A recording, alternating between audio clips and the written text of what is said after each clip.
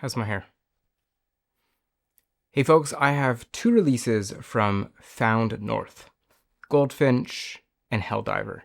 And listen, if you care about transparent blending, technical craftsmanship, and Canadian whiskey done differently, these folks might be changing the game. So who are they? Found North takes old Canadian whiskey, stuff most people don't even know exists, because it's rare to see anything over 10 years here, and blends it in the United States with a level of precision I wish more producers would adopt, and in some cases, finishes it too. These aren't just sourced casks thrown together, this is blending as a craft and engineering. So here's the thing about Found North. They don't distill, they're independent bottlers and finishers. They dig through the forgotten corners of Canadian warehouses, buy older stocks, and do all of the blending and finishing. Why are they sourcing from Canada instead of the US? I couldn't tell you. But what I can tell you is they are obsessive about details. They publish age components, mash bills, cask types, ratios, everything other than the original distillers. It's like seeing the schematics of your whiskey. I'll put some links below. Now, everyone wants to know, where do they get their whiskey from? And while they don't yet name names, which I totally get, there are some clues in the age. A lot of their blends include 16, 18, 20 plus years. And in Canada, only a handful of distilleries have been operating that long at a big enough scale to even have that kind of inventory. So here's what I was thinking, and let me know what you think. Here in Walker, Windsor, Wiser's, Lot 40, Pike Creek, massive warehouses, huge aging programs.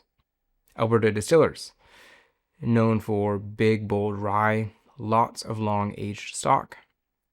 The Crown Royal Gimli lineage, gigantic scale, and a deep, deep library of mature whiskey. And then there is 40 Creek, started in the 1990s, but they built real inventory through the 2000s. I'm not saying Found North is sourcing from any or all of these, but the age and styles seem to line up. And for me, honestly, the detective work is half of the fun. And if you folks are watching this, maybe send me a message, let me know. One can always hope, right? But what makes them special isn't just the age, it's the method. Found North breaks whiskey down into quadrants. They analyze the aroma, palate, mid-palate transition, and the finish separately. Most blenders chase flavor, of course. These folks chase movement, how a whiskey shifts from the first sip to the last, why their blend tastes so deliberate. Nothing feels accidental. To me, and I've said this before, blending is an art. Some whiskey makers are sculptors. They start with a block of marble. Found North, maybe the opposite, they're builders. They add, layer, and construct flavor. Every cask is another piece of clay, and at the end, you get something expressive but intentional. But enough talking. Time to get into the whiskey. Goldfinch and Hell Diver. I'm going to taste them back to back.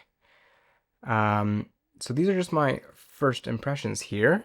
Goldfinch, from everything I've heard, is much more elegant.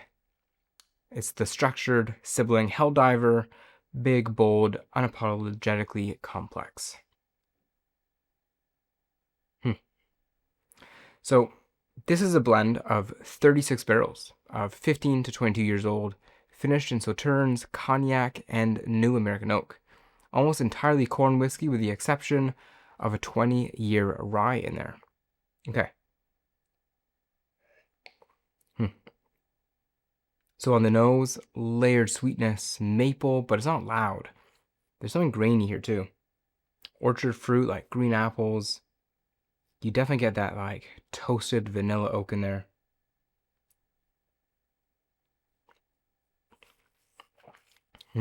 I love this. On the palate, slow building, silky up front, turns slightly spicy. The finish hangs on in this sort of soft, warm way. Yeah, silky, sweet, dark honey, definitely golden and dark fruits, dry cranberries, cherries. It's not too sweet, but it's definitely sweet. It's got a clean, long finish that just lingers with this grainy warmth. The Goldfinch feels like a thinker's whiskey. It's architected, disciplined, a blend you would sit with. The Hell Diver here Let's get into this one next. This is Hell Diver, and it is a minimum 17 years. The Goldfinch was minimum 15. So this one's a blend of 15, 22, and 23-year corn whiskies, and 18 and 19 rye whiskies, which they then finish in PX, sherry, cognac, and new American oak. And look at that color.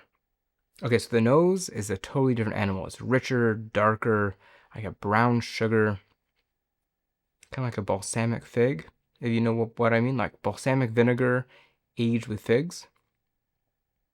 And sort of a grainy sweetness, like opening a can of corn. Really nice nose, sweet. Okay, now we're talking. On the palate, this one hits harder. Maybe something like Dr. Pepper.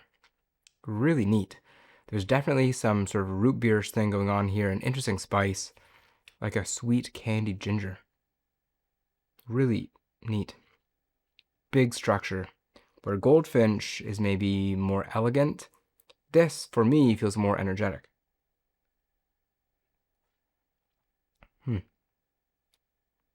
Yeah.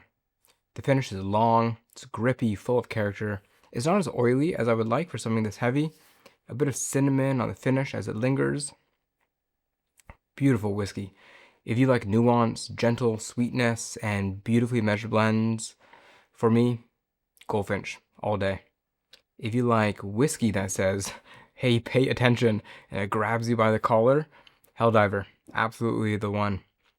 So delicious. Found North is proof that blending isn't a compromise. For all those single cask, single malt snobs out there, take a risk on a blend like this.